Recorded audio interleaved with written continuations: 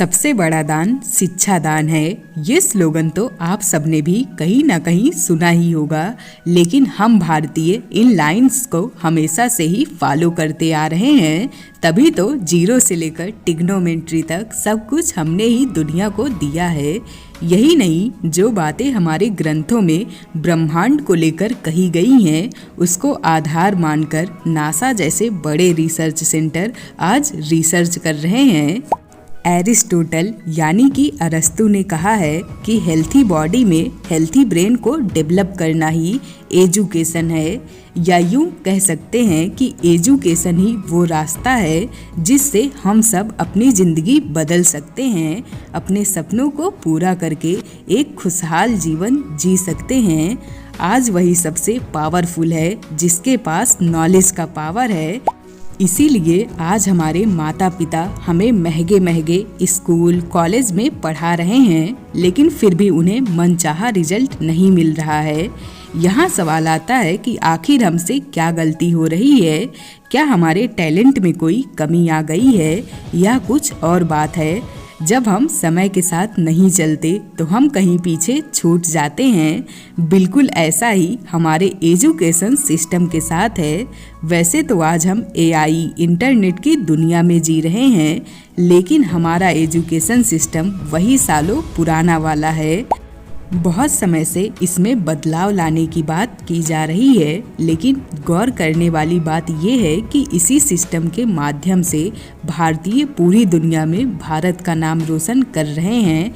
IT हो या medical, हर field में हमारे देश के लोग वर्ल्ड के तमाम देशों में भारत देश का नाम रोशन कर रहे हैं। तो एक बार जरा सोच कर देखिए कि जब उसी घिसे पिटे सिस्टम से पढ़कर हम सब इतना अच्छा कर रहे हैं, तो अगर ये एजुकेशन सिस्टम अपडेट हो जाएगा तब हमारा देश कहाँ होगा? आज हमारा देश टॉप लिटरेट कंट्रीज़ में नहीं आता। क्या इसकी वजह हमारा घिसा पिटा पुराना एजुकेशन सिस्टम है या कुछ और? जानेंगे इस वीडियो में। तो आइए सबसे पहले जानते हैं हमारे प्राचीन एजुकेशन सिस्टम के बारे में। राष्ट्रपिता महात्मा गांधी जी के अनुसार सच्ची शिक्षा वो है जो बच्चों में फिजिकल, मेंटल और स्पिरिचुअल गुणों को भरती है और बच्चों को प्रेरित करती है। प्राचीन समय में ऐसा ही था हमारा एजुकेशन सिस्टम। हमारा एजुकेशन सिस्टम दुनिया का सबसे पुराना एजुकेशन सिस्टम है। जब दुनिया में शिक्षा नाम की कोई भी चीज़ नहीं थी, तब भी हमारे देश में वैदिक शिक्षा थी। वैदिक एजुकेशन गुरुकुल में हुआ करती थी, जहाँ पर शिष्य अपने गुरु के साथ रहकर पढ़ाई करते थे। गुरुकुल में सिर्फ सामाजिक एजुकेशन नहीं, बल्कि अस्त्र शस्त्र, music, politics, astrology, astronomy, psychology आदि विषयों से जुड़ा होता था। आसान भाषा में कहे तो प्राचीन एजुकेशन सिस्टम प्रैक्टिकल लर्निंग और स्किल डेवलपमेंट पर आधारित था। एक और ख़ास बात ये थी कि ये चाइल्ड लर्निंग के बजाय उपनयन संस्कार के बाद शुरू होता था, यानी टीनेजर एज में। रामायण के अनुसार भगवान राम 11 वर्ष की आयु में गुरुकुल गए थे। वहीं बताया जाता है कि कृष्ण भगवान लगभग 14 वर्ष की आयु में गुरुकुल गए थे। और इसका बिल्कुल उल्टा आज का एजुकेशन सिस्टम है। बच्चे 2-3 साल के बाद से ही स्कूल जाने लगते हैं। इतनी छोटी उम्र में ही शब्द ज्ञान से लेकर सब्जेक्टिव नॉलेज सिखाना शुरू कर दिया जाता है, जिससे कई बार बच्चों का इनबॉर्न टैलेंट दब जाता है और वो अपने सीखने की कैपेसिटी को लिमिटेड कर देते हैं। जबकि प्राचीन एजुकेशन सिस्टम में इस पर सबसे ज़्यादा ध्यान दिया जाता था कि जब तक बच्चा ना समझे तब तक वो हम लोगों से ज़्यादा अच्छे तरीके से सोच सकता है, क्योंकि तब तक उसे कोई लिमिट नहीं पता होती। और इसीलिए हमारे यहाँ बच्चों को भगवान का रूप भी कहा जाता है, क्योंकि वो बड़े लोगों से अच्छा सोच सकते हैं। अब ऐसा बिल्कुल भी नहीं है कि प्राचीन शिक्षा पद्धति में सब कुछ सही था। उसमें भी कई सारी कमियां थी, जैसे कि कास्ट की वजह से कई सारे टैलेंटेड बच्चे पीछे छूट जाते थे। वहीं राजघराने के बच्चों को ज़्यादा फैसिलिटी मिलती थी। कर्ण और एकलव्य की कहानी इसका एक बेहतरीन एग्जाम्पल है। लेकिन ये कंपेयर करने का टाइम नहीं है, बल्कि जो चीज़ें उस सिस्टम में अच्छी थी उनसे सीख लेकर आगे बढ़ने का टाइम है। क्योंकि अच्छे एजुकेशन से ना सिर्फ एक इंसान का बल्कि समाज और पूरे देश का विकास होता है। वैदिक शिक्षा हमारा बेसिक एजुकेशन सिस्टम था, जिसे काफ़ी हद तक रिलीजन और इनइक्वलिटी से जोड़ा गया था। एक रिसर्च के अनुसार दुनिया का सबसे पहला लिखित साहित्य इंडियन वेद है, जिसका फॉर्मेशन इंडस वैली सिविलाइजेशन के समय में किया गया था। मनुस्मृति की शुरुआत भी यहीं से हुई थी और इस तरह से लोगों ने अपनी समझ को तामपत्र के जरिए एक पीढ़ी से दूसरी पीढ़ी को बांटा। इस तरीके से हमारे भारतीय एजुकेशन सिस्टम की शुरुआत हुई। हमारे यहाँ आध्यात्मिक शिक्षा का भी अपना महत्व है।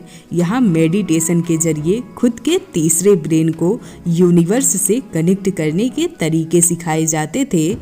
देखा जाए तो प्राचीन एजुकेशन सिस्टम में सभी शिक्षा के रूट में अपने आप को जानना यानी कि सेल्फ कॉन्शियस को समझने पर जोर दिया जाता था और बताया जाता था कि एजुकेशन इंसान के लिबरेशन का रास्ता है।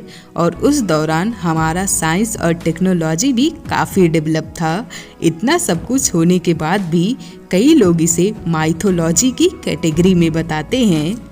इसका कारण सिर्फ ये है कि इसे किसी इंसान ने नहीं लिखा, बल्कि इसकी रचना खुद भगवान के द्वारा हुई है। ये ह्यूमन वेलफेयर को ध्यान में रखकर नेचर द्वारा स्वयं निर्मित है। ऋषियों ने अपने तप के बल से इसे समझा और इसे अपने लैंग्वेज दी, यानी कि वेदों की रचना हमारी परंपरा के अनुसार ईश्वरीय है। और महाभारत लिखने वाले वेद व्यास को इसका कंपाइलर माना जाता है। वेद को आधार मानकर नासा जैसे इंस्टीट्यूट रिसर्च कर रहे हैं और उनमें से नासा ने कई सारी चीज़ों पर अच्छी सफलता भी प्राप्त की है, जैसे कि मंगल ग्रह पर जीवन है, अर्थ रोटेट करता है, पृथ्वी के अलावा और भी कई सारे लोग हैं जिसे आज साइंटिस्ट सही मानते हैं और वहाँ रहने वाले को एलियन कहते हैं। ये सारी बातें वेदों में पहले से ही लिखी गई थी।